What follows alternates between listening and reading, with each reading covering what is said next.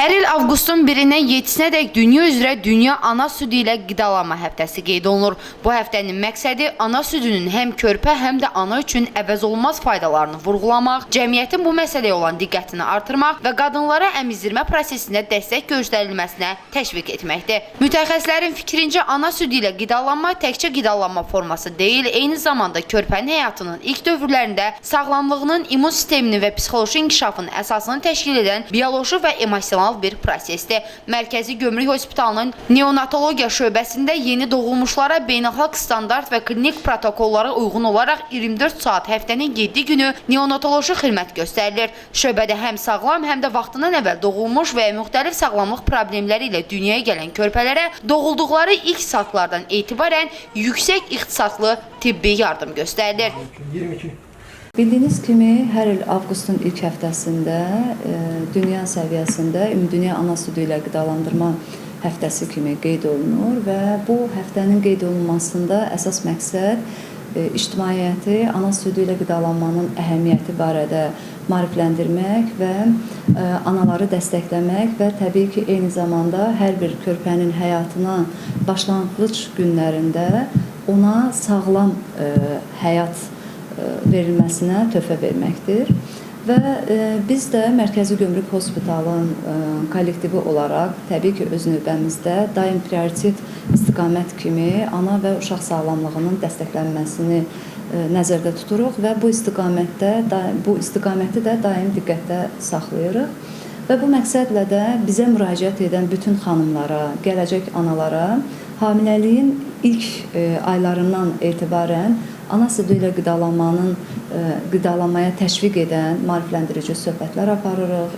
Erkən əmizdirmənin dəstəklənməsi, analara fərdi qaydada məsləhətlərin verilməsi və bu işlə paralel olaraq daim müvafiq tibbi personalın maarifləndirilməsi, təlimləndirilməsi işini mütəmadi olaraq həyata keçiririk və bu prosesi ümumilikdə hospitalda sistemli bir iş rejimində icra edirik. Məqsədimiz yalnız sağlam doğuşun təmin edilməsi deyil, əlbəttə ki, bayaq da sizin vurğuladığınız kimi, həm də körpənin həyatının ilk saatlarından etibarən ana südü ilə qidalanmasını uğurla başlanmasına start vermək və bunun üçün müvafiq şəraiti yaratmaqdır. Bir mütəxəssis kimi xüsusi vurğulamaq istərdim ki, əlbəttə ana südünün faydaları hamıya bəllidir, lakin doğuşdan sonraki ilk saat ərzində məhz ekskluziv olaraq əmizdirmənin faydası bu birbaşa olaraq yeni doğulan körpənin immun sisteminin formalaşmasından tutmuş, düzgün həzm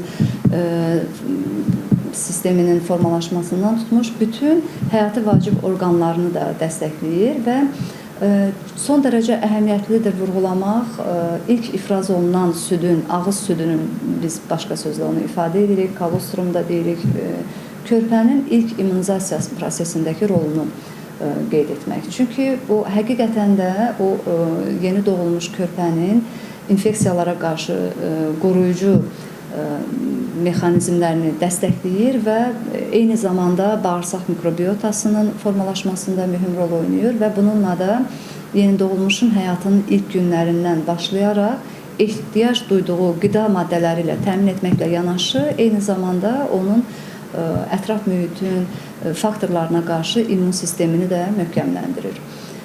Hazırda Ümumdünya Səhiyyə Təşkilatının bütün tövsiyələrində qeyd olunur ki, ilk 6 ay ərzində körpə yalnız və yalnız ana südü ilə ekskluziv olaraq qidalanmalıdır və həyatının sonraki mərhələlərində 2 yaşa qədər tövsiyə olunur ki, əlavə qidalarla yanaşı eyni zamanda ana südü də verilsin. Bugün mən ana südü haqqında danışmaq istəyirəm. Analara faydalı ola biləcək məlumatlar haqqında analara maarifləndirmək istəyirəm.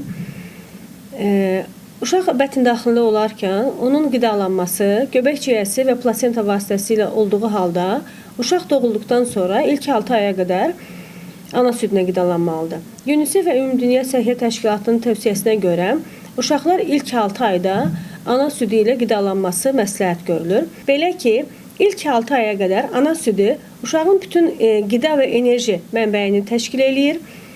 6 aydan sonra uşağa vəziyyətinə görə müvafiq qatı qidalara keçmək olar ana südün davam etmək şərti ilə.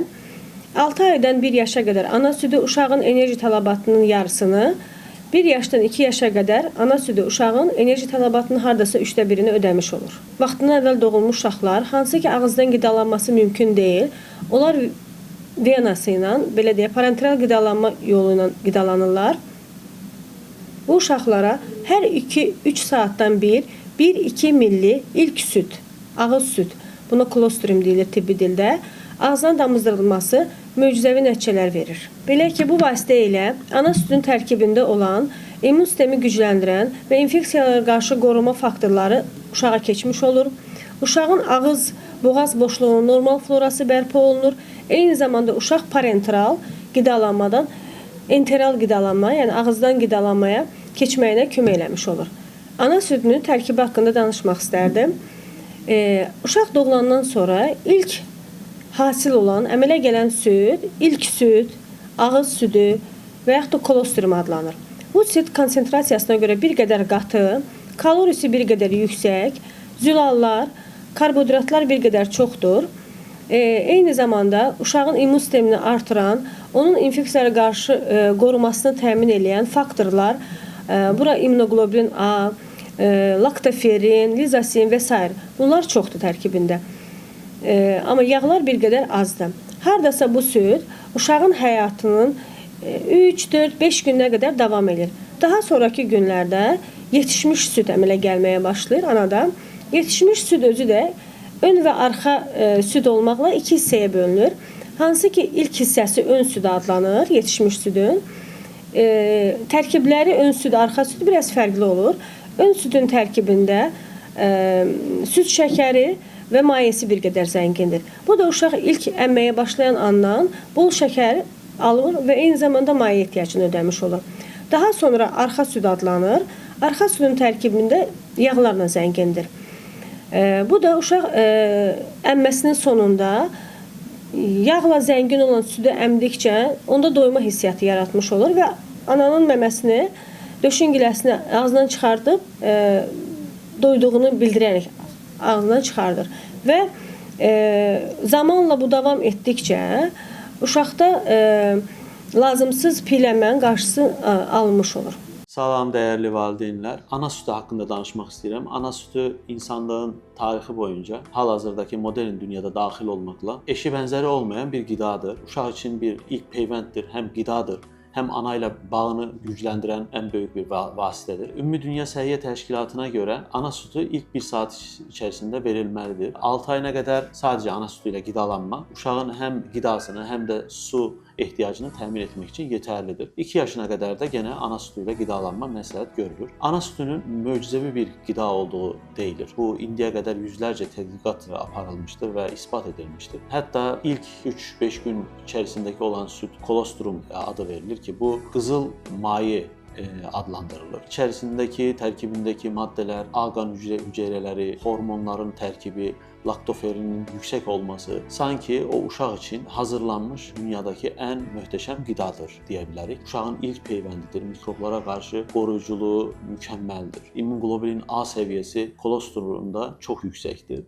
Çünki körpələrdəki, o yeni doğulmuş körpələrdəki immunitet səviyyəsi ilk doğulduğu günlərdə zəif olur. Yaş artdıqca bu immunitet daha da güclənir. Bu səbəbdən ana südü uşağın infeksiyalara qarşı qorunmasında çox mühüm bir rol oynayır. Tarix boyunca da uşaq ölümlərinin ən önəmli səbəbləri infeksiyalardır. Bunlar gastroenteritlər, pnevmonilər, meningitlər, virus infeksiyaları, tuberkuloz kimi infeksiyalardır. Uşağın ilk peyvəndi demişdim. Həqiqətən tərkibindəki immunoglobulin səviyyələri bu infeksiyalara qarşı inanılmaz bir qoruyuculuq təşkil edir. İndi hal-hazırda gördüyümüz ən çox infeksiyalar virus infeksiyalarıdır. Digər infeksiyalara qarşı zaten peyvənddə tətbiq olunur. Bu virus infeksiyalarına qarşı ki bu infeksiyalar 6 ay içərisində ciddi mənada xəstəlik yükü daşıyır. Bunlardan qorunmada ən önəmli vasitədir ana südü. Ana südünün digər bir faydası uşağın bağırsağındakı mikroorqanizmlərinə olan faydasıdır. Mikroorqanizmlər, biz ona mikrobiota deyirik. Hal-hazırda insanın bağırsaqlarının ikinci beyin olaraq qəbul edilir. Yəni çox önəmli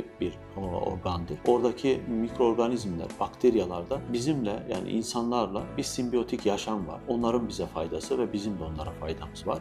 Bu şekilde bir yaşam var. Uşaqların da tabii ki bağırsaqlarında olan o bakteriyalar, normal flora uşaqların inkişafında, onun bağırsaq sağlamlığında ciddi mənada faydası var. Ana sütündə human milk, oligosakkarid dediğimiz maddeler var. Bunlar əslində uşağın bağırsağında həzm olunmur.